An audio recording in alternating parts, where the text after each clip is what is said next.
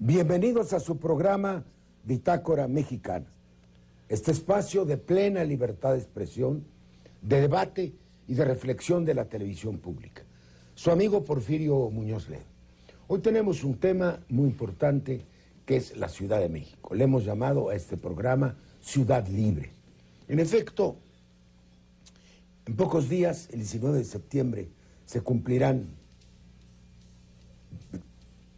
85 a 2011, un aniversario más de lo que para mí fue la liberación de la ciudad, el terremoto. Como la gente salió a las calles, se apoderó de su ciudad y se derrumbó la antigua autoridad. La autoridad que tuvieron aquí los tlatoanis en época de los aztecas, los virreyes, los gobiernos republicanos, don Porfirio Díaz, los gobiernos revolucionarios, y la gente se hizo dueña de su ciudad.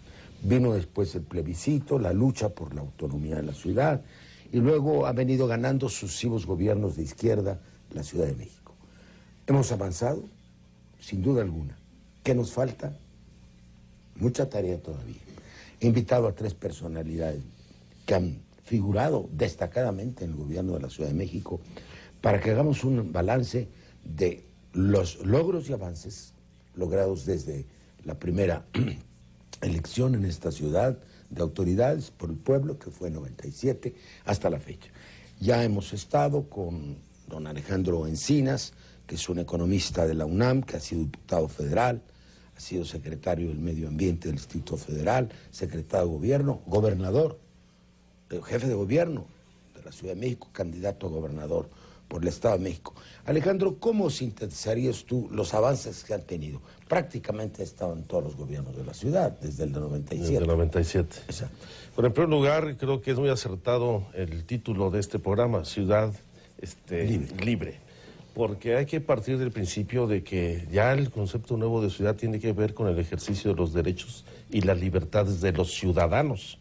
Y que uno de los pasos más importantes que hemos dado es dejar atrás esa noción de la ciudad de la autoridad a la ciudad de los ciudadanos. Y creo que efectivamente los sismos del 85 marcan un hito muy significativo en esta gran transformación, porque no solamente la autoridad fue rebasada en el sismo, sino se construyó una nueva ciudadanía y una nueva forma de participación de los ciudadanos. Los ciudadanos rescataron no solamente a las víctimas y a los damnificados del terremoto, sino rescataron la ciudad para sí mismos. Y eso es lo que explica los grandes cambios que hemos tenido. Por supuesto que de ser la ciudad del presidente, donde se designaba una autoridad que atendía el interés del Ejecutivo Federal y no necesariamente sus súbditos. La autoridad, las necesidades de los ciudadanos, se dio un paso muy significativo al convocar por primera vez, después de que a principios del siglo XX se eliminó la figura de gobernador del Distrito Federal, a la elección de un jefe de gobierno. Y por primera vez en muchos años y en muchas generaciones, los capitalinos tuvimos la oportunidad de elegir a nuestro gobernante. Aunque por supuesto, ahí tuvimos 2 problemas con la primera elección del ingeniero Cárdenas. Uno, se mantenía mucho del carácter de dependencia y vínculo con el gobierno federal por las limitaciones que tenía el propio jefe de gobierno a raíz del estatuto con que se conformó el gobierno del Distrito Federal, desde la designación del Procurador de Justicia. Que no lo pactamos en 96. No sé, eso no lo pusieron. Estuvo también en el momento el secretario de Salud Pública, cómo la Cámara de Diputados sigue autorizando el techo de endeudamiento de la ciudad. Eso tampoco lo pactamos. No tiene facultades plenas y no tiene las atribuciones propias de un gobernador. Sin embargo, se dio un avance muy significativo. Y la primera etapa del gobierno de la ciudad se avanzó en la construcción de todo el entramado institucional, legislativo, de un gobierno local. Yo creo que se dio un paso importante. Vamos a seguir por etapas, rotamos la pelota. Martí Batres Guadarrama es maestro, licenciado en Derecho, muy destacado, maestro de Derecho Fiscal, ha sido diputado local y federal, subsecretario de Gobierno, secretario de Desarrollo Social, y ha publicado algunos libros, uno de ellos, el último, Los Derechos de las Familias en la Ciudad de México, que presentamos en este programa. Para ti, en tu libro, claro, hay otros aspectos, hay un cambio fundamental en esto que llama Alejandro, el derecho de los ciudadanos. Tú sostienes que el derecho de familia ha pasado a ser derecho civil, contractual, que era desde la época privado, desde la época de Napoleón, el Código de Napoleón, a derecho social, como el derecho del trabajo, como el derecho agrario. ¿Y qué otros avances en este orden tú ves en los gobiernos de la ciudad? Bueno, primero habría que decir, Porfirio, que no hay entidad federativa que se haya transformado como la Ciudad de México. Es como una isla. Vemos un grave retroceso en el país y mientras tanto en la Ciudad de México se han consolidado una gran cantidad de cambios. Yo agruparía los cambios que se han dado en estos terrenos. Un gran salto en derechos sociales. Aquí entran los derechos de las familias, pero entran otros derechos sociales también. También un proceso de participación social ciudadana importante. Aquí hay consulta verde, consulta del petróleo, plebiscito del segundo piso, consulta sobre el costo del boleto del metro, revocaciones de mandato telefónicas, programas que entregan recursos al ejercicio del presupuesto participativo a la gente. En tercer lugar, hay una transformación importante del espacio público. En el DF tienes que la avenida principal puede ser utilizada por automóviles, pero también por bicicletas, también por peatones, que es la avenida Reforma. Y tenemos también, por otro lado, un salto importante en la obra pública y el inicio de un proceso de economía social donde se apela también a la cooperativa y a otras formas de organización económica de una economía más democratizada. Estos son algunos de los elementos del avance en la Ciudad de México. ¿Cómo han sido posibles? Porque en la Ciudad de México se han dado grandes luchas. Aquí hubo un 68 y hubo años después un 85 que tú comentaste, que fue un gran proceso de autoorganización que comenta Alejandro. El plebiscito. La sociedad que se organiza, decía Monsiváis, se dio, eso en 85, en 86, 87 un gran movimiento universitario para defender la gratuidad de la UNAM. En 88 el gran movimiento de la insurgencia democrática, donde está Cuauhtémoc, que estás tú, está Ifigenia, muchos otros dirigentes. Luego en 89 el movimiento magisterial. Luego en 93 el plebiscito ciudadano por la democratización del DF. Luego la lucha contra el desafuero. Eso es mucho más reciente. 2006. Pero yo me refiero a procesos que ocurrieron antes del 97. O sea, si el PRD llega al gobierno de la ciudad de 97 es porque ocurrieron todos estos procesos sociales abajo. No es nada más porque se presentó a las elecciones con muy buena mercadotecnia y ganó. No, hay un proceso mercadotecnia ni social. Teníamos. No, y a veces ni nada. importa. Aquí hay un proceso social muy fuerte. Y la izquierda va a catalizar todos esos procesos sociales y va a producir estos cambios de los que estoy hablando. Muchas gracias, Martí. Alejandro Rojas ha hecho también una importante carrera política y de servicio en el Distrito Federal, licenciado en Ciencias Políticas, fue asambleísta por el Distrito Federal, diputado local, ha trabajado en varias dependencias de la ciudad y actualmente funge como secretario de Turismo de la ciudad.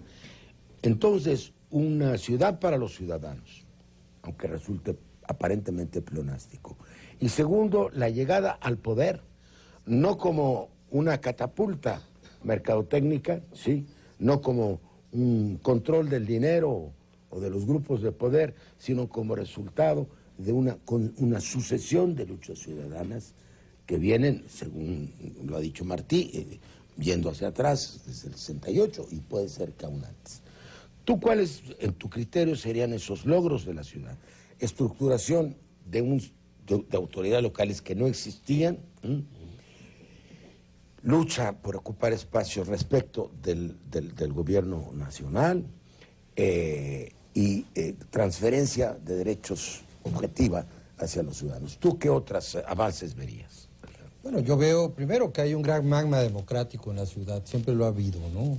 Está coagulado porque seguimos teniendo un régimen político en el cual la ciudad no ha asumido plenamente sus libertades y sus derechos.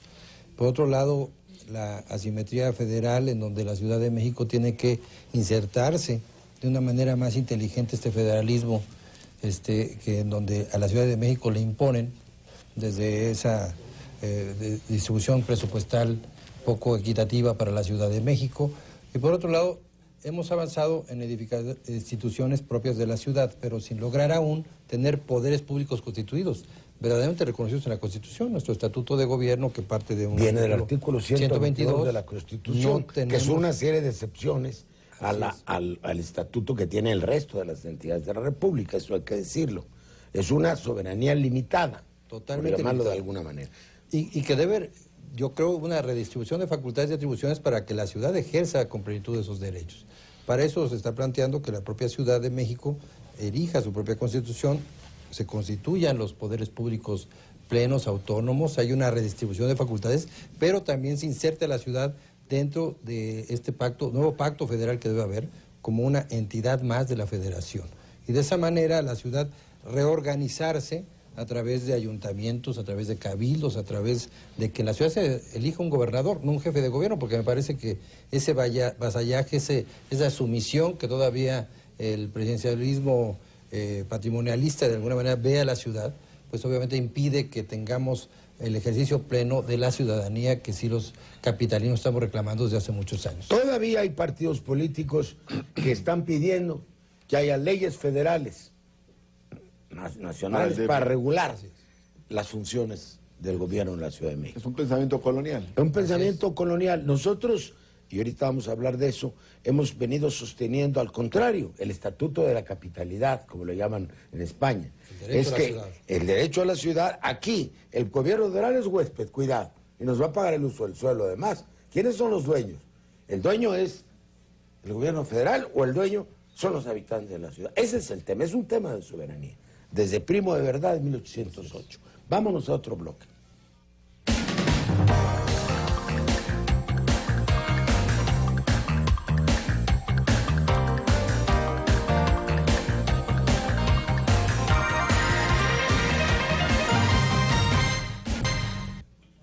Tú has dicho una gran verdad. Aquí estuvimos sometidos porque aquí vivía el gran Tlatuani. Nosotros, cuando negociamos con el doctor Zedillo, presidente de la República, le dijimos, bueno, si usted quiere estar tranquilo, pues le construimos un Vaticano, con todo y su cerco. Guardias suizos no vamos a traer, pues traemos guardias tlaxcaltecas, algún tipo de guardia vamos a ponerles, como en el Vaticano. Y ganó en el debate, aparte de que la ciudad, como lo decir Martí, se ganó su propio derecho, la idea de que ellos no podían seguirnos gobernando un partido que estaba en la presidencia cuando otro partido ganaba las elecciones en la ciudad. Era lo más antidemocrático que había. ¿Tú qué otros avances ves y qué problemas? Bueno, yo creo que dos avances significativos fue la transformación de la Asamblea de Representantes en la Asamblea Legislativa. Que este órgano de representación a medias tintas que era la Asamblea de Representantes, que fue la respuesta del gobierno federal a los sismos, pasó de ser una asamblea que publicaba reglamentos y bandos de buen gobierno a ser una asamblea que publicara leyes. Y el segundo paso es en el 2000, cuando se eligen por primera vez los jefes delegacionales, donde ya no había una designación del jefe de gobierno, que sacaba esta intermediación a ir avanzando hacia esta administración mucho más descentralizada, ya que hubiera representación electa por parte de los ciudadanos de la autoridad en la demarcación territorial. Sin embargo, creo que todavía tenemos muchas limitaciones. ¿Económicas? Económicas, no, por el contrario, el Distrito Federal es la única entidad que tiene su mayor número de ingresos como ingresos propios. Ha venido cayendo significativamente las participaciones federales por la manipulación que se ha hecho de la coordinación, en la ley de coordinación fiscal y la fórmula de asignación de las participaciones a los estados, donde hay estados altamente beneficiados. Uno de ellos es el del Estado de México, que es el que mayor volumen de participaciones ha tenido en los últimos años, al igual que Oaxaca y que Chiapas, a costa de otras entidades, en particular del Distrito Federal y Tabasco, que han sido las más afectadas. El Distrito Federal, porque aquí es donde se genera el mayor volumen de riqueza y la fórmula lleva a que haya una mayor transferencia de recursos del Distrito Federal a otros estados, y el caso de Tabasco con la renta petrolera, que era la principal fuente de ingresos que le permitía tener solvencia a los recursos internos del estado de Tabasco. Entonces no es un problema, yo digo, económico, es político. Tenemos que avanzar en darle más fortalezas a las autoridades delegacionales. Por supuesto que yo no creo que hay que repetir la vieja forma del municipalismo mexicano, que conceptualmente es muy importante, pero el municipalismo está agotado. Hay que pensar en alcaldías y pensar en que la ciudad pues ya dejó de ser esa ciudad central. Ya no es una ciudad que solamente estaba marcada por el crecimiento económico, por el establecimiento de la planta industrial, por la sede de los poderes políticos. Hoy tenemos una ciudad de ciudades que rebasa con mucho el propio tema de la ámbito conurbación del que hemos federal. hablado aquí. Y yo creo que además del fortalecimiento de la autoridad local, de la propia constitución del Distrito Federal, la conformación de alcaldías y fortalecimiento de las autoridades en las demarcaciones territoriales, el paso siguiente es entender que hoy la Ciudad de México no se encuentra fundamentalmente en el territorio del Distrito Federal. No, Más de los habitantes de la zona metropolitana del Valle de México viven en el Estado de México. Diario tenemos 4 millones de viajes metropolitanos del Estado de México hacia el Distrito Federal. Y ya la conformación territorial no se reduce a la vieja lógica de los 18 municipios conurbados, sino tenemos una zona metropolitana con 55 municipios del Estado de México y ya con municipios integrados del Estado de Hidalgo.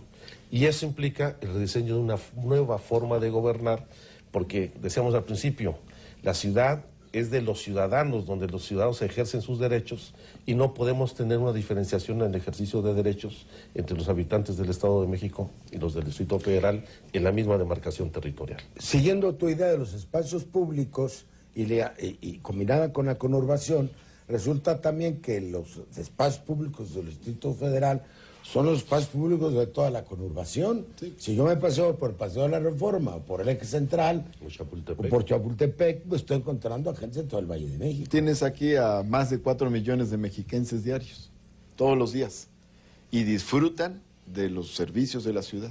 Entonces también nos debía pagar impuestos el Estado de México. Ahí hay que ver varias cosas, porque hay un gran contraste, ¿no? Sí. O sea, tú pasas el bordo de Xochiaca, no lo notas porque está todo pegado, pero si vives de un lado o vives del otro, sí lo notas. Porque del otro lado del bordo de Xochiaca, en el Estado de México, el transporte cuesta de día 10 pesos, 12 pesos el camión. Y de este lado, el Metrobús cuesta 5 pesos, el metro cuesta 3 y el camión de RTP tiene un pasaje de 2 pesos. Además, el metro es gratuito para los adultos mayores desde 1999. Entonces, ahí hay una diferencia muy importante. En realidad, se debería homologar la zona conurbada del Estado de México a los beneficios que se han logrado en la Ciudad de México. Que es lo que planteamos en programas sobre el Estado de México. En ese terreno y en otros más, porque se habla mucho, por ejemplo, de la coordinación metropolitana, pero para seguridad pública. Eso está muy bien, pero hay muchos otros temas. Coordinación metropolitana para derechos sociales. Sí. Para transporte público. Para planeación educativa. Por ejemplo, u otros temas, porque tú tienes, por ejemplo, que el jefe de gobierno de la Ciudad de México gana la tercera parte que el gobernador del Estado de México. Y que eso está bien, que gane menos. Eso está bien. Mal, allá tienen que ganar menos. Es decir, la homologación se tiene que hacer de acuerdo a lo más avanzado. Pero no hay punto donde encuentres algo más avanzado en el Estado de México. Incluso en el tema de seguridad pública, que es un tema delicado, y tenemos nuestros problemas, también tenemos mejores condiciones. Vamos al tema de seguridad pública. Ya hemos tocado, no en todo necesariamente vamos a estar de acuerdo, hay matices. Y uno de los temas que más hemos discutido, ya lo rozó Alejandro Encinas, es el tema de la municipalización. Quiero decir que cuando comenzó la campaña del 86, la Corriente Democrática planteó la remunicipalización porque se veía muy lejano la idea de una entidad autónoma. Pero ya el Frente Democrático Nacional, todos los partidos, planteamos la idea que le llamamos entonces del Estado de la Náhuac. Estaba de moda, por ponerle un nombre. Y nunca le quitamos el dedo del renglón a la municipalización. Ahora, hay problemas con la municipalización, que puede ser un exceso de fragmentación. Y voy a preguntar a Alejandro Rojas, en el último documento que votó, creo que todos los partidos, en la Asamblea del Distrito Federal, tú estuviste muy cerca de ese proceso, y que se envió al Senado de la República, se llega a una fórmula que dice que las demarcaciones de la ciudad territoriales serán gobernadas por órganos colegiados. No le llaman municipios ni cabildos, como tú les llamabas cuando estabas en el gobierno de la ciudad. Iba a ser el cabildo grande y el cabildo de la ciudad. Entonces, ¿cómo se resuelve ese problema? Porque no es menos cierto que las delegaciones que fueron creadas el año de 70 y entraron en vigor en 71 fueron del viejo régimen y fueron una descentralización vertical del poder. Luego se inventaron las asociaciones vecinales que están enfrente del poder, no dentro del poder. Y la organización normal desde la Baja Edad Media de las comunidades en el mundo, pues son ayuntamientos o cabildos donde están los vecinos representados, pero adentro del poder público. Ahora son los partidos, bueno, es una deformación. Pero hay que reivindicar la soberanía popular, precisamente a partir de la transpiración de esa actividad y de esa participación ciudadana en las decisiones de gobierno. La idea de esta última reforma política consensada es que precisamente las demarcaciones se transformen en espacios de ejercicio ciudadano en donde ellos participen en las decisiones de gobierno. Y yo sí estaría de acuerdo que se formaran alcaldías, porque es disfuncional el modelo que tenemos. Hay que buscarle un nombre. Hay que buscarle, innovar. Yo creo que lo bien decía Martí y Alejandro, hay que atreverse a generar las nuevas instituciones. Siempre se ha inventado todo, ¿por qué no metropolitana. Así es, porque vamos a seguir ceñidos al antiguo régimen constitucional en donde decimos, así van a ser los nuevos municipios. Yo creo que la Ciudad de México tiene mucho que aportar con esta visión metropolitana, porque de aquí a 20 años la Ciudad de México pues va a ser un continuum urbano con las diferentes entidades del país, de la región centro de la gente tiene que saber en qué lo beneficiaría el bajar el poder. Ahora se habla mucho en Europa del poder de cercanía, el poder que esté más cerca de la gente. La gente se sentiría más participante, más representada. Más representada. ¿Tú qué crees? Porfirio, no solo es la municipalización, que obviamente tiene que ser una municipalización de acuerdo a las condiciones del Distrito Federal, porque todo está fusionado, sino también se trata de crear el cuarto nivel de gobierno. Muchos especialistas como Raúl Olmedo y otros académicos han hablado de este asunto, porque tú tienes gobiernos donde tienes delegaciones donde hay 500,000 habitantes, 1 millón, 2 millones en Iztapalapa. Y hay estados de la República que tienen los habitantes que la delegación Benito Juárez. Entonces, también se trata de que a partir de los comités ciudadanos puedas generar un cuarto nivel de gobierno con atribuciones en desarrollo urbano y en seguridad pública. En Francia tienes el poder central, tienes las provincias, tienes los municipios y tienes las comunas. O sea, 4 niveles de gobierno. Así es. Entonces, gobierno cercano, no necesariamente solo la delegación. Realmente debe ser es una concentración demográfica tan grande que hay que hacer un nivel más pequeño. Es una integración. Toda la conurbación. Luego, el gobierno propiamente de la ciudad. Luego, entidades intermedias. Y luego, municipalidades más pequeñas. No pasa nada. En Santiago de Chile hay 30 y tantos municipios. En París hay 111 municipios. Vas al aeropuerto y pasas 7 municipios distintos. Londres tiene Ahí más de está 40 la pequeña municipios. alcaldía con su banderita.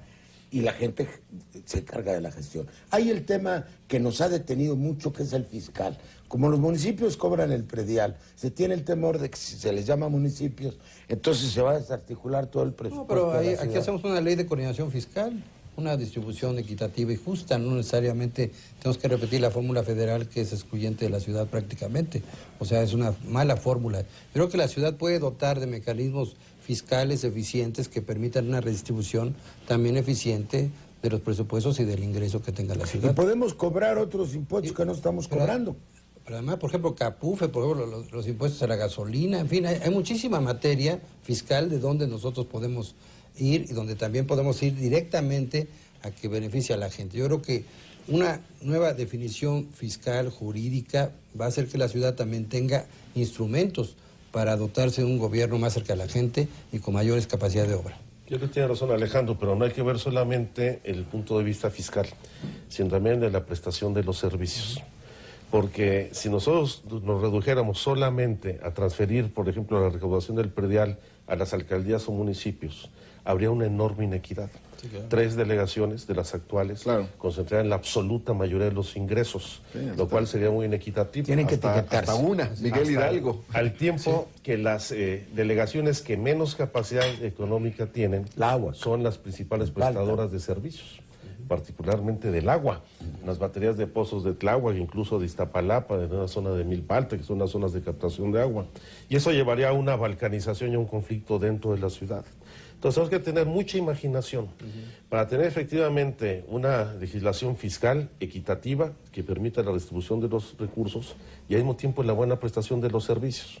Por eso no comparto la idea de regresar al viejo esquema de los municipios, que lamentablemente en este país ni son libres, ni son soberanos, ni son autónomos, de una gran dependencia. Bueno, tendría que haber una reforma. Porque habría aquí demarcaciones territoriales que tienen que ser muchísimas más, no las 16 delegaciones políticas. ¿Cómo cuántas calculas? Pues habría que hacer una división lo más lo más amplia posible para tener cercanía del gobierno. Pero 30, 40. por lo menos. Sí, porque cuando se hizo esta división, Iztapalapa no tenía los habitantes que tiene ahora. Tláhuac, No estaba, Xochimilco. no se habitaba la Sierra de Santa Catarina, ¿no? Así es. Ni Cuautepec en Gustavo vamos a ir a Madero. otro bloque. Un amigo nuestro, fue tu maestro y gran amigo, Anardo Córdoba, publicó un artículo comparando con municipios de otras ciudades del mundo y decía que aquí debe haber más de 100. Hemos tenido ya un debate con él. Nosotros hicimos un estudio en el 88 cuando fuimos electos senadores por el Distrito Federal, y Figenia y yo, que por vecindad, por parroquias, por tradiciones, por barrios, la ciudad de barrios, por 42 iglesias, pueblos originarios. calculamos unos 40, Nada más 42. un comentario, Porfirio. Lo importante aquí no es la parte formal, sino que el poder se acerque a la gente. Exacto. Que esté más al alcance de la población y sus que funciones. eso tenga una repercusión en los servicios que estén en cada barrio. Deberíamos hablar de un plan de desarrollo por barrio. Y nos queda un tema por plantear, pero lo plantearemos al empezar el próximo bloque.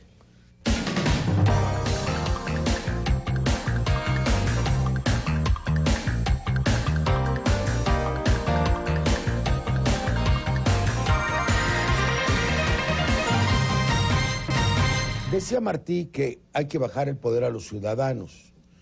Y insiste tanto Alejandro Rojas como Alejandro Encinas, sin desarticular lo que se ha podido armar en la nueva institucionalidad de la ciudad con tanto trabajo. Y tú decías, no es un problema fiscal. Ahora, la gran tendencia contemporánea es la ciudadanización del poder. El presupuesto participativo, la asociación de los beneficiarios de los servicios a la prestación de los mismos, sea el agua, que esto en todo el mundo se hace, sea la educación, los padres de familia, los propios estudiantes, sean los servicios de salud. Esto es muy importante. ¿Y cómo aseguramos que sean más los ciudadanos que los partidos, con todo respeto por los partidos? Hay quien piensa que los partidos no deben intervenir, no intervienen supuestamente en las elecciones vecinales, aunque tienen ahí sus corporaciones. No tiene mucho que ver esto, abrir una franja, no resolvería mucho el problema para candidatos ciudadanos. Bueno, yo lo personal creo que los candidatos de los partidos también son candidatos ciudadanos. Son ciudadanos. ¿No? Allí tenemos No son marcianos. yo tengo una diferencia desde hace mucho tiempo. A ver, dime. Una cosa son las candidaturas independientes y este Eso concepto es. de candidaturas ciudadanas.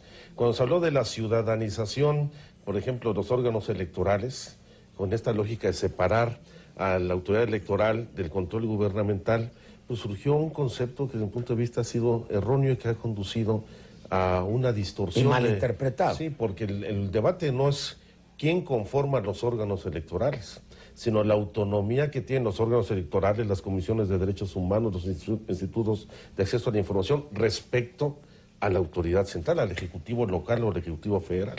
Entonces yo creo que hay que hablar de candidaturas independientes y hay que abrir la posibilidad de participación a los ciudadanos, más allá de los partidos políticos. Sí creo que hay que acabar con el monopolio que los partidos políticos detentamos de la representación popular. Y hay que buscar mecanismos de participación real, candidaturas ciudadanas, partidos municipales, partidos locales. Candidaturas independientes, les has candidaturas independientes. Pero hay que darles condiciones de equidad, si no caemos en una enorme simulación.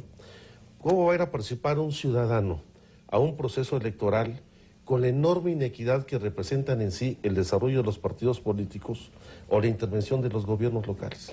Bueno, yo vengo de un proceso electoral donde es evidente. Y a veces un candidato ciudadano participó en una elección como la de gobernador del Estado de México, pues realmente no solamente es un papel testimonial, sino realmente discriminatorio. Entonces, lo importante no es solamente dar las condiciones de competir, dándoles el registro a candidaturas independientes, sino que puedan realmente entrar en una disputa con los partidos en condiciones de equidad y competencia. Nosotros previmos en un estudio que hicimos para el Estado de Guerrero esta circunstancia. No se trata de que el millonario del pueblo sea electo con el disfraz de candidatura, la berlusconización del sistema. Nosotros hemos previsto en ese estudio que no haya dinero privado en las campañas y que tengan los que junten las firmas suficientes también recursos públicos, condiciones de equidad. No se trata de darles el poder a los más ricos del pueblo, pero volvamos al viejo caciquismo de la época de Díaz, pero no es así. Además, Porfirio, acotar la ciudadanización al tema de las llamadas candidaturas ciudadanas No es independientes eso, es muy poco. Exactamente. En realidad el tema es, y con justa razón se dice, que hay mucha gente en la sociedad que hace política al margen de los partidos. Y los partidos no pueden tener el monopolio total del ejercicio del quehacer político y de la representación, porque no representan al 100% de la sociedad. Entonces se tienen que establecer los mecanismos para que la sociedad pueda participar en general, simpatice o no con un partido, pertenezca o no a un partido. Pero eso implica no solo la representación, la elección de representantes, implica también los mecanismos en los que la ciudadanía toma decisiones. Por ejemplo, en la Ciudad de México existe un programa formidable que acaba de obtener el Premio Mundial del Hábitat, que es el premio de premios, que es el programa de mejoramiento barrial. ¿En qué consiste? Ese programa consiste en que le das a una comunidad recursos que pueden ser de $500,000 a 5 millones de pesos y la comunidad decide en qué los aplica. No es el gobierno el que los ejerce, sino la comunidad. Elige un comité de administración, o sea, como si fuera un pequeño gobierno, en una colonia, en un barrio, pueblo, unidad habitacional, y decide hacer una obra hidráulica, o pintar las casas, o poner impermeabilizante, o arreglar las banquetas. Una organización espejo, eso hemos previsto. Entonces la gente es convocada. Una especie de consejo ciudadano que está supervisando. Ese es un del gabinete presupuesto fantasma. Es un presupuesto participativo y totalmente ciudadanizado, porque la gente acude sin mediar una pertenencia partidista. ¿Y por qué estas reformas decidir tan sobre importantes, la ciudad? Alejandro Rojas, están detenidas? ¿Cuál fue el proceso? La Asamblea del Distrito Federal, la Asamblea Legislativa, los partidos se pusieron de acuerdo en un texto, que es un proyecto de reforma a la Constitución Federal. Nosotros habíamos propuesto desaparecer prácticamente el 122 y dar el mismo régimen, salvo 2 o 3 excepciones como esta, que permitieran la imaginación, la creatividad, la inventiva. ¿Por qué está parado si los mismos partidos que lo aprobaron en la Asamblea Federal son los que están en el Senado? Pues por la coyuntura político-electoral, evidentemente, porque también el PRI en específico se opone y está sentado sobre esa reforma. Pero lo votó hace muchos años, sí, pero a nivel federal. Abajo sí lo votó. Abajo lo votó, pero arriba lo detienen. Y lo que están haciendo es darle tiempo para que al final del día, tal vez en este periodo ordinario, vuelvan a sacar una reforma más, que nos den otra gotita más de democratización de la ciudad, que no, si es que sale, para garantizar... Vamos a ir a este tema político, porque los temas políticos no hay que evitarlos, porque entonces, como digo muy bien, Alejandro Encinas en la Cámara de Diputados estaba a punto de presentar su propio proyecto, es compañero de la Cámara de Diputados,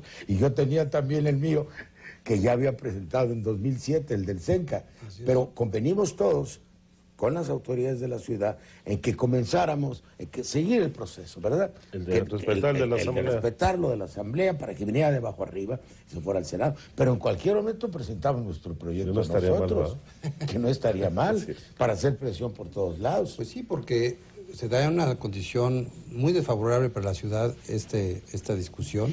Evidentemente hay que empujar para que la ciudad adquiera plenamente. Pero disto el PRI no quiere. Aquí tuviste un debate. Aquí tuvimos un debate con la muy estimada senadora, muy estimada en lo personal, María de los Ángeles Moreno, en donde aquí, en este programa, hace ya, me viene a la memoria, como 2 años, estuvo poniendo una serie de obstáculos, ¿no? No quieren que se llame jefe de gobierno ni gobernador. El alcalde mayor, dice que quieren que se llame. El alcalde mayor salió aquí en el programa, porque si cada uno va a ser alcalde de su municipio. Como Colombia, en Bogotá. Bueno, el alcalde mayor. Entonces, esto está sujeto, y perdonen que lo diga, a las elecciones. En el fondo, el PRI trae su propio proyecto de reorganización de la ciudad. Pues sí, y las izquierdas tienen el suyo, que yo creo que son las 2 posibilidades que hay en esta ciudad. Ahora, yo no me explico por qué ellos siguen sometiendo tanto la ciudad al mandato del gobierno federal. Por eso un atavismo político, es una manera histórica de pensar. Es origen. Es origen. Claro. Ellos lo vuelven a someter. Es que quieren el presidencialismo patrimonialista. Es dogmatismo, es incapacidad de entender los procesos de cambio. La ciudad es lo que más ha cambiado, no lo pueden entender. Tienen un pensamiento a la antigüita autoritario. Bueno, y ellos han votado, en 17 estados de la República, han votado leyes contrarias a las leyes de la ciudad en cuanto a la liberación de las costumbres, derecho de familia, libre disposición del cuerpo, en 17 estados de la República. Incluso contrarias. El PRI ha votado en contra de estos a lo que avances. votaron en otras épocas ellos mismos. Ahora yo diría, Porfirio, que en la Ciudad de México tenemos que ir hacia una nueva transformación. Se han hecho avances, logros significativos, pero los cambios que debe haber en la ciudad no debemos circunscribirnos a lo político, porque tenemos que meternos al tema económico. Vamos al tema económico, al tema educativo, al tema social y al tema de la productividad en la ciudad. Esta debe ser la sociedad del conocimiento, porque aquí hay el mayor número de institutos, centros de investigación, universidades y capacidades. La mayor comunidad cultural del país. Bueno, no sé si nos quede todavía un poco de tiempo. ¿Tú cómo verías esas transformaciones de la ciudad?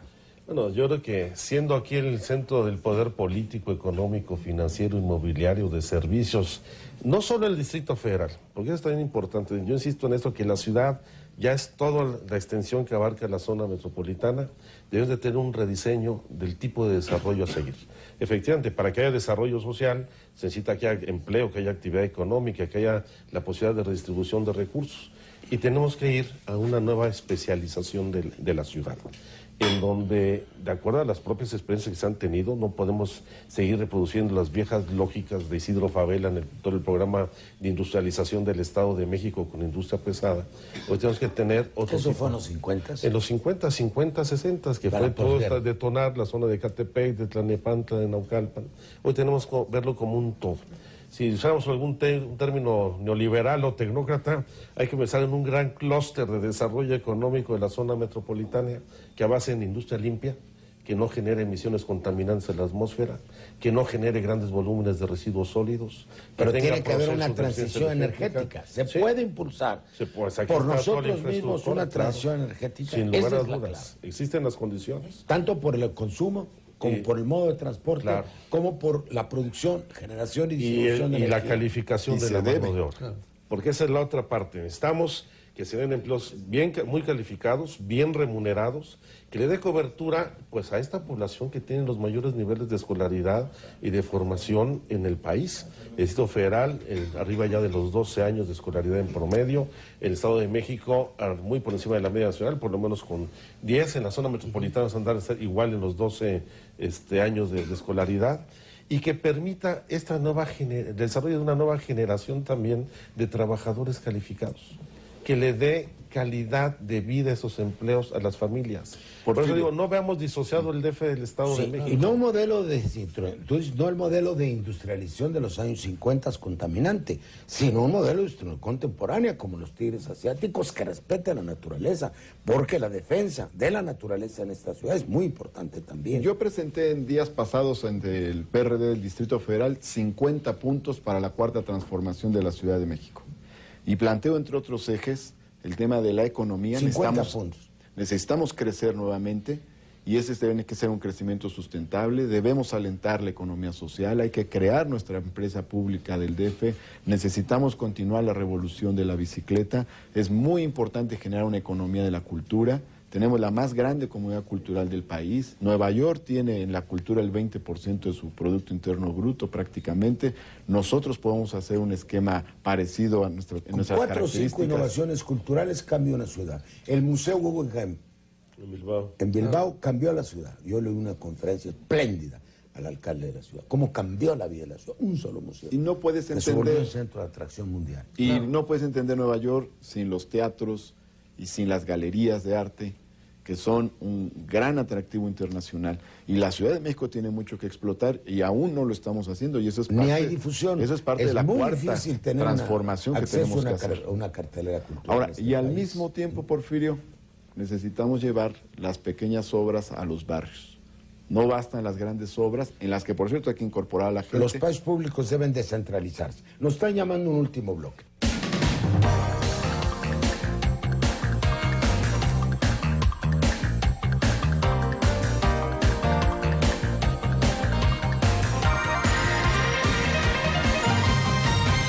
Estaba diciendo en el intermedio, Alejandro, tú como secretario de Turismo, que todo tiene que ver también con el turismo.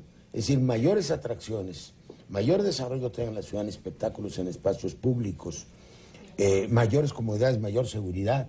Esta ciudad tendrá mucho más afluencia de visitantes, ¿no es así? Bueno, del interior del país y de todo el mundo. Lo que pasa es que una gran metrópoli con la Ciudad de México, que tiene una vasta riqueza y un patrimonio cultural enorme que tiene una monumentalidad extraordinaria en el mundo, también tiene que ser una ciudad muy competitiva.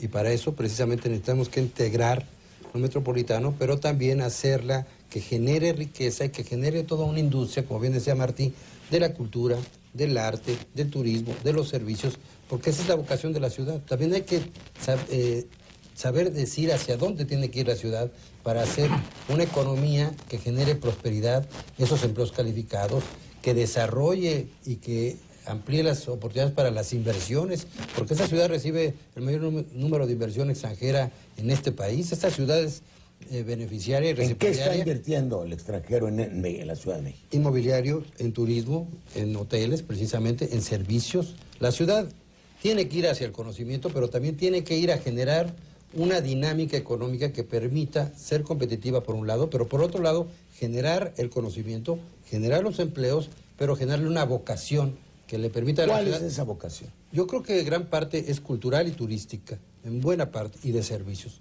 Y el conocimiento va a ser el pilar fundamental para que la ciudad explaye el desarrollo económico, explaye su bienestar. Y la cohesión social no es un gran tema. Es la inclusión. Porque la inclusión una ciudad social, libre también es una libre de miseria, perdón. Así es.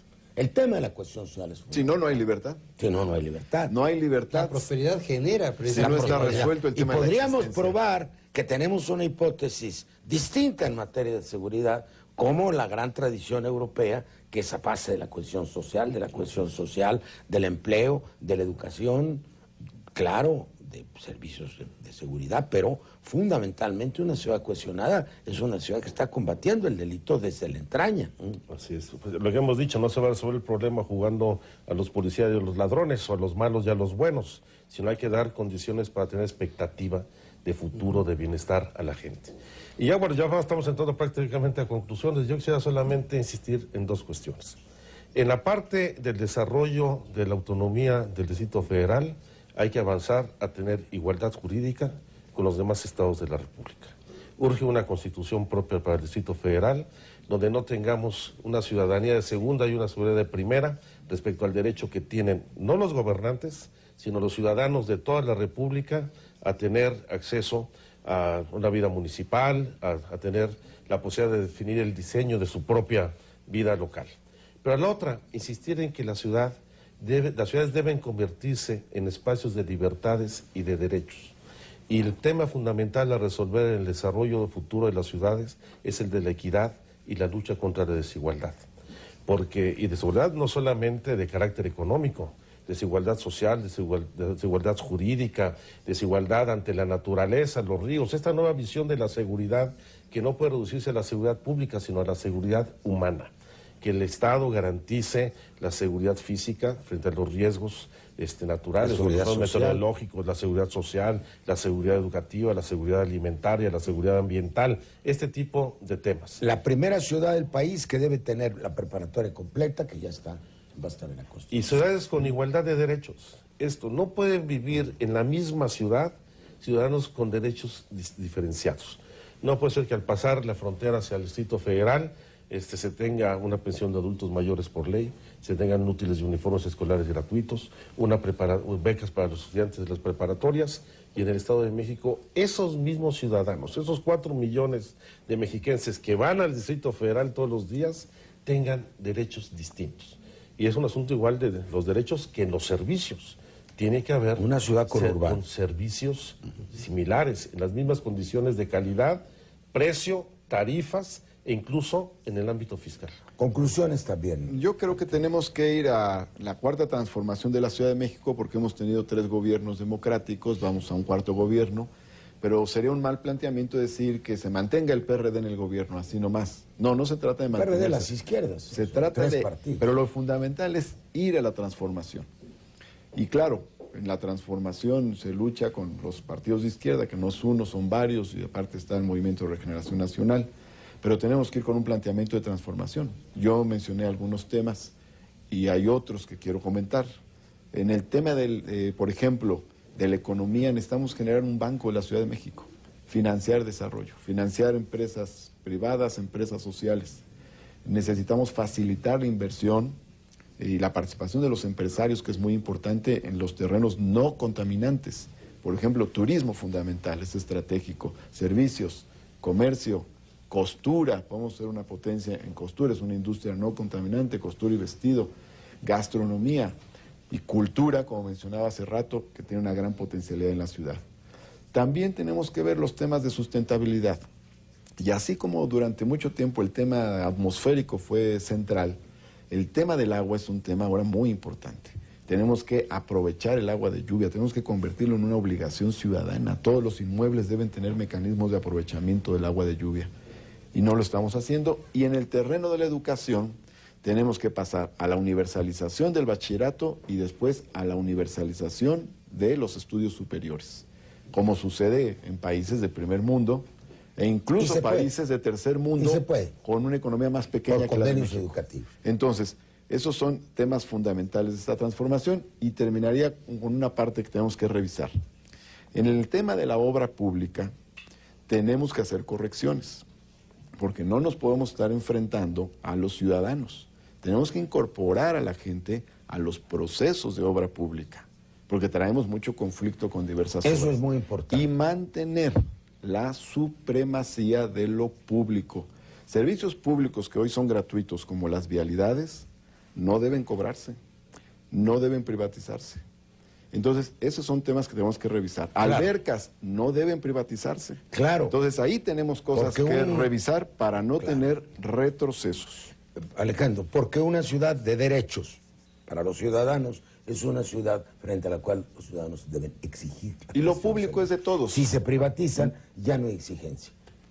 ¿Cuáles serían tus conclusiones? Bueno, mi conclusión es que estamos ante la hora de que la Ciudad de México sea libre, sea soberana, que el ejercicio pleno de nuestros derechos y libertades verdaderamente se nos reconozca, que estamos a tiempo también de imaginar una nueva forma de gobierno para la ciudad, no solamente el régimen tradicional. Yo creo que sería muy bueno que la Ciudad de México tuviera un congreso local que eligiera también un jefe de gabinete y se eligiera un gobernador y hubiera aquí alcaldías y la gente participara en esos cabildos. Modernizar todo. Modernizar las instituciones. Un parlamento metropolitano. Pero bajar también el clientelismo. Y bajar el clientelismo, claro. Y el tema de la corrupción no ha sido resuelto totalmente. Una Contraloría Ciudadana.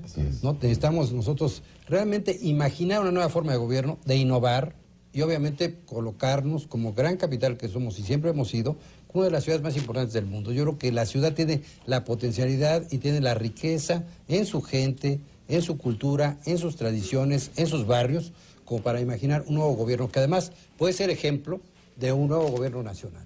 Yo creo que aquí puede estar la semilla de la nueva federalización de México, de un nuevo pacto político nacional y de un nuevo régimen político para la República. La ciudad es Estado. Recibí a un presidente de la Asamblea de China. Tiene 3 ciudades-estado. Alemania tiene 3 ciudades-estado, Hamburgo, Bremen y Berlín. La capital de Alemania es un estado al mismo tiempo. Las dos cosas. Es estado y es capital. Vamos a abrir este debate fundamental. Ya tuvimos durante varios meses debates sobre el Estado de México. Va a volver el tema del Estado de México por la conurbación. Yo los invito a reflexionar. Va a venir una campaña electoral en la ciudad y creo que transmitiéndose este programa en directo, en vivo, en abierto, en toda la zona metropolitana, bien merece la pena que entrando al calendario político discutamos nuestra ciudad. La discutamos. Yo los quiero invitar además, habló del foro que acaba de presentar Martí Batres, nosotros presentaremos un foro el próximo 14 de septiembre a las 10 de la mañana por el Foro Siqueiros sobre este tema de la ciudad libre. Y aquí se anunciarán todos los foros importantes que tengan que ver con el futuro de la ciudad. Yo les agradezco mucho que hayan estado. Se abre el debate y de nuevo el poder para los ciudadanos. Muchas gracias.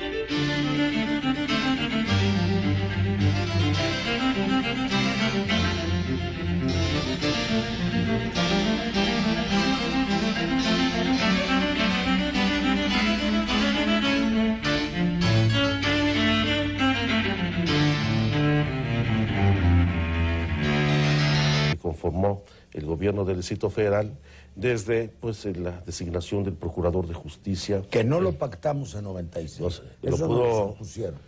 Estuvo también en el momento el secretario de Salud Pública, cómo la Cámara de Diputados sigue autorizando el techo de endeudamiento de la ciudad. Eso tampoco lo y pactamos. no tiene facultades plenas y no tiene las atribuciones propias de un gobernador. Sin embargo, se dio un avance muy significativo y la primera etapa del gobierno de la ciudad se avanzó en la construcción de todo el entramado institucional, legislativo de un gobierno local. Yo creo que se dio un paso importante. Vamos a seguir por etapas, rotamos la pelota.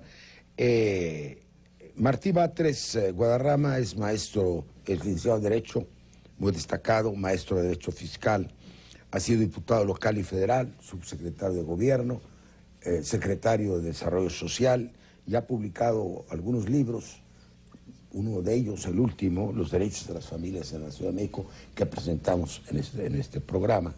Para ti, en tu libro, claro, hay otros aspectos, hay un cambio fundamental en esto que llama Alejandro el derecho de los ciudadanos. Tú sostienes que el derecho de familia ha pasado a ser derecho civil, contractual, que era desde la época privado, desde la época de Napoleón, el Código de Napoleón, a derecho social, como el derecho al trabajo, como el derecho agrario. ¿Y qué otros avances en este orden tú ves en los gobiernos de la ciudad? Bueno, primero habría que decir, Porfirio, que no hay entidad federativa que se haya transformado como la Ciudad de México. Es como una isla. Vemos un grave retroceso en el país y mientras tanto en la Ciudad de México se han consolidado una gran cantidad de cambios. Yo agrupé antes del 97. O sea, si el PRD llega al gobierno de la ciudad de 97 es porque ocurrieron todos estos procesos sociales abajo. No es nada más porque se presentó a las elecciones con muy buena mercadotecnia y ganó. No, hay un proceso mercadotecnia ni social. teníamos. No, y a veces ni Nada. importa. Aquí hay un proceso social muy fuerte y la izquierda va a catalizar todos esos procesos sociales y va a producir estos cambios de los que estoy hablando. Muchas gracias, Martí. Alejandro Rojas ha hecho también una importante carrera política y de servicio en el Distrito Federal, licenciado en Ciencias Políticas, fue asambleísta por el Distrito Federal, diputado federal, diputado local, ha trabajado en varias dependencias de la ciudad y actualmente funge como secretario de Turismo de la ciudad. Entonces, una ciudad para los ciudadanos, aunque resulte aparentemente pleonástico. Y segundo, la llegada al poder, no como una catapulta mercadotécnica, ¿sí? No como un control del dinero o de los grupos de poder, sino como resultado de una sucesión de luchas ciudadanas que vienen, según lo ha dicho Martí, yendo hacia atrás desde el 68 y puede ser que aún antes. ¿Tú cuáles, en tu criterio, serían esos logros de la ciudad? Estructuración de autoridades locales que no existían, lucha por ocupar espacios respecto del gobierno nacional y transferencia de derechos objetiva hacia los ciudadanos. ¿Tú qué otros avances verías? Bueno, yo veo primero que hay un gran magma democrático en la ciudad, siempre lo ha habido, ¿no? Está coagulado porque seguimos teniendo un régimen político en el cual la ciudad no ha asumido plenamente sus libertades. Bienvenidos a su programa Bitácora Mexicana, este espacio de plena libertad de expresión, de debate y de reflexión de la televisión pública. Su amigo Porfirio Muñoz Ledo. Hoy tenemos un tema muy importante que es la Ciudad de México. Le hemos llamado a este programa Ciudad Libre. En efecto, en pocos días, el 19 de septiembre, se cumplirán 85 a 2011, un aniversario más de lo que para mí fue la liberación de la ciudad, el terremoto. Como la gente salió a las calles, se apoderó de su ciudad y se derrumbó la antigua autoridad. La autoridad que tuvieron aquí los tlatoanis en época de los aztecas, los virreyes, los gobiernos republicanos, don Porfirio Díaz, los gobiernos revolucionarios, y la gente se hizo dueña de su ciudad. Vino después el plebiscito, la lucha por la autonomía de la ciudad, y luego ha venido ganando sucesivos gobiernos de izquierda la Ciudad de México. Hemos avanzado, sin duda alguna. ¿Qué nos falta? Mucha tarea todavía. He invitado a 3 personalidades que han figurado destacadamente en el gobierno de la Ciudad de México para que hagamos un balance de los logros y avances logrados desde la primera elección en esta ciudad de autoridades por el pueblo, que fue en 97, hasta la fecha. Ya hemos estado con don Alejandro Encinas, que es un economista de la UNAM, que ha sido diputado federal, ha sido secretario del Medio Ambiente del Distrito Federal, secretario de Gobierno, gobernador, jefe de gobierno de la Ciudad de México, candidato a gobernador por el Estado de México. Alejandro, ¿cómo sintetizarías tú los avances que han tenido? Prácticamente ha estado en todos los gobiernos de la ciudad, desde el de 97. Desde el 97. Exacto. Bueno, en primer lugar, creo que es muy acertado el título de este programa, Ciudad Libre. Porque hay que partir del principio de que ya el concepto nuevo de ciudad tiene que ver con el ejercicio de los derechos y las libertades de los ciudadanos. Y que uno de los pasos más importantes que hemos dado es dejar atrás esa noción de la ciudad de la autoridad a la ciudad de los ciudadanos. Y creo que efectivamente los sismos del 85 marcan un hito muy significativo en esta gran transformación, porque no solamente la autoridad fue rebasada en el sismo, sino se construyó una nueva ciudadanía y una nueva forma de participación de los ciudadanos. Los ciudadanos rescataron no solamente a las víctimas y a los damnificados del terremoto, sino rescataron la ciudad para sí mismos. Y eso es lo que explica los grandes cambios que hemos tenido. Por supuesto que de ser la ciudad del presidente, donde se designaba una autoridad que atendía el interés del Ejecutivo Federal y no necesariamente como sus súbditos. La autoridad, las necesidades de los ciudadanos, se dio un paso muy significativo al convocar por primera vez, después de que a principios del siglo XX se eliminó la figura de gobernador del Distrito Federal, a la elección de un jefe de gobierno.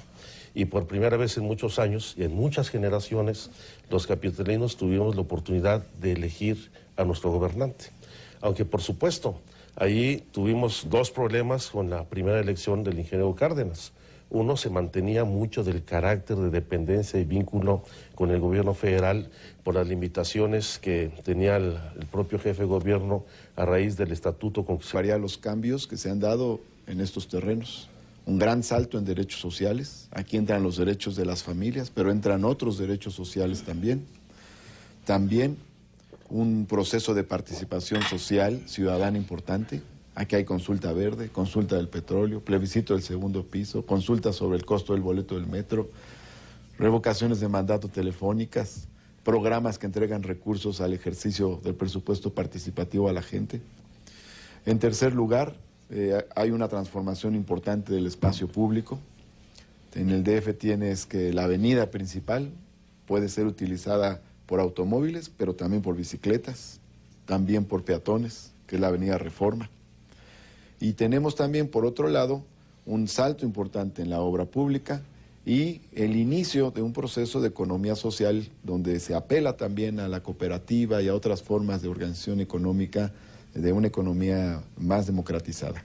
Estos son algunos de los elementos del avance en la Ciudad de México. ¿Cómo han sido posibles? Porque en la Ciudad de México se han dado grandes luchas.